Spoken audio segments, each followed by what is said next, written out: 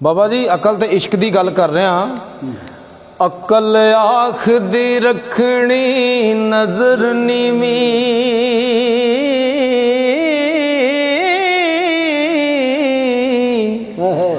इश्क आखदा वेखना चाहिदा है। अकल रोक दिए इश्क आखदा है, मत्था यार नू टेकना चाहिदा है। अकल आखदी चुगे नू सांभ के रख, अपना आप समेटना चाहिदा है।